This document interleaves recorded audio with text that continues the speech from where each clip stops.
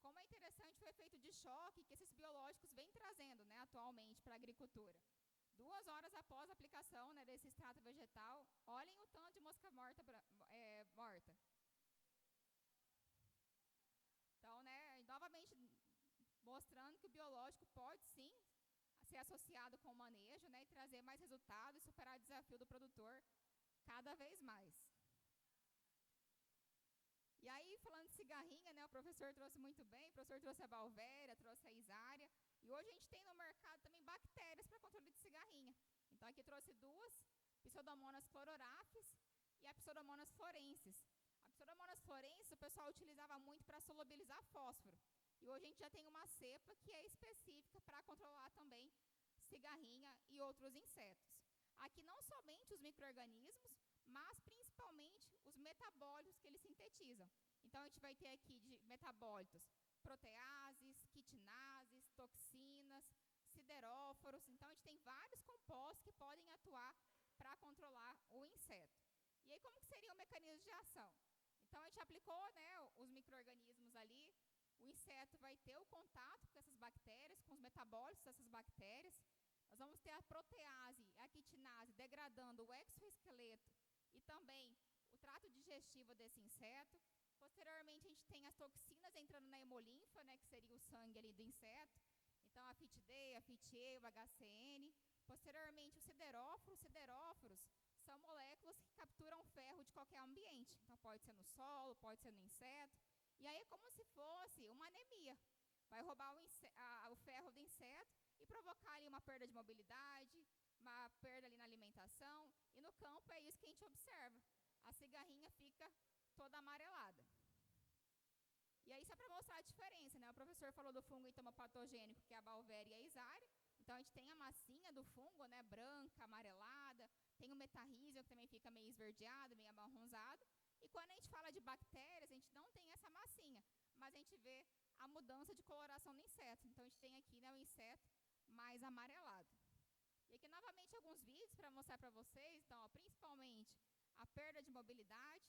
E por ser metabólitos, né, a gente também tem uma ação muito rápida, mas aqui, por ser um produto que tem micro-organismos e metabólitos, nós temos essa ação de choque muito rápida e também temos o residual entregue ali pelo produto. Que, novamente, ela consegue andar só para um lado.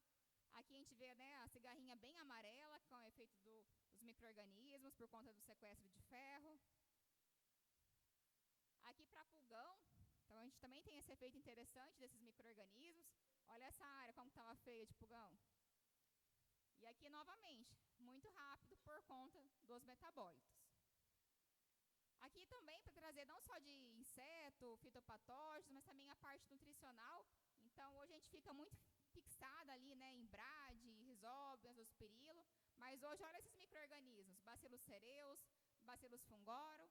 A gente sabe que o Bacillus cereus é muito preocupante na indústria alimentícia. Ele, né, vai gerar contaminantes ali.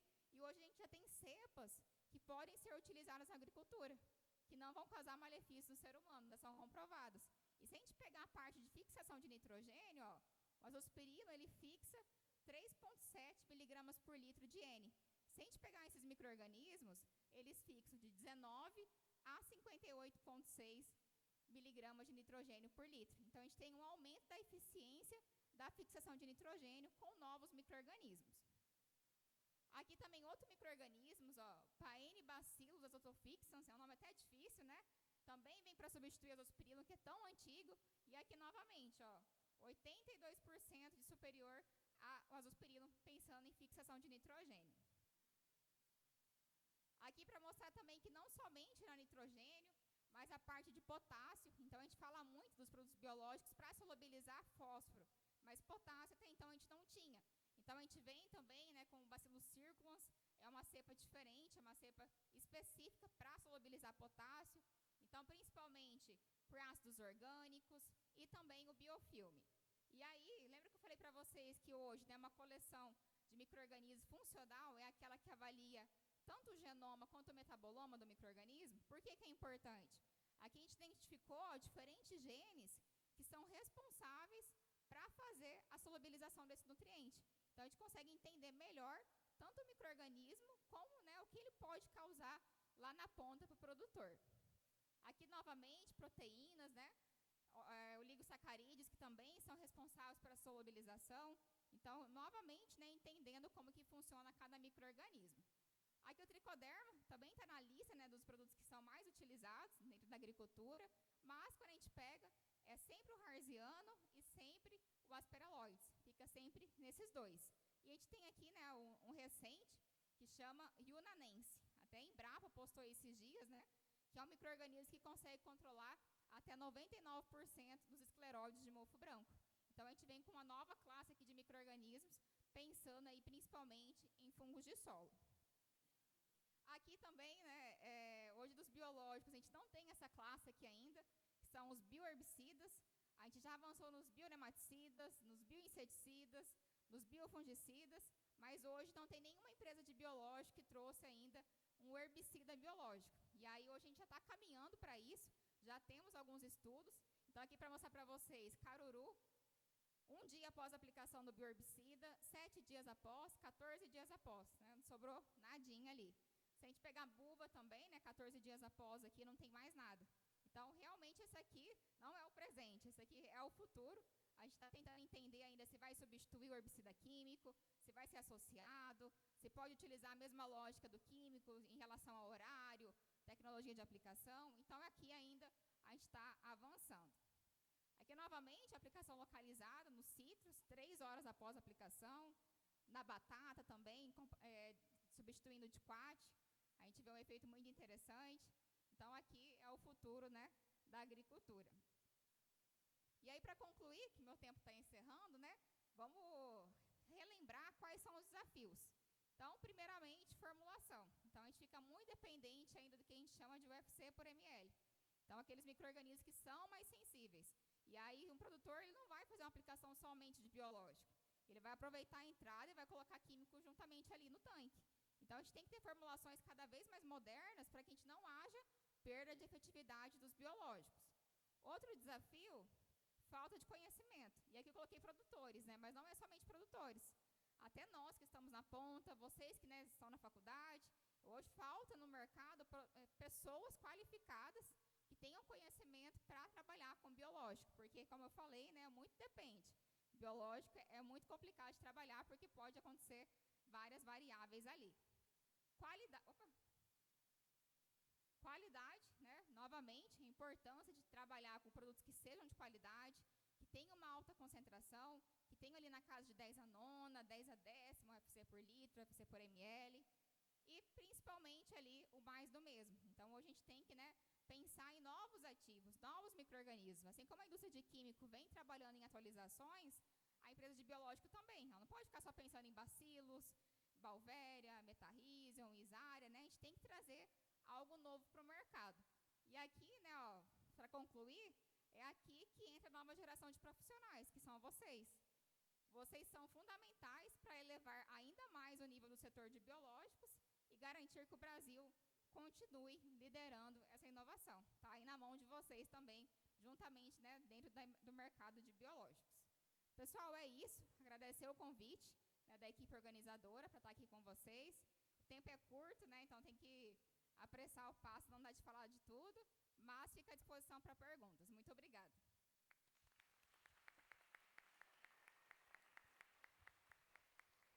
Muito obrigada pela excelente palestra sobre biológicos e agora vamos abrir para algumas perguntas.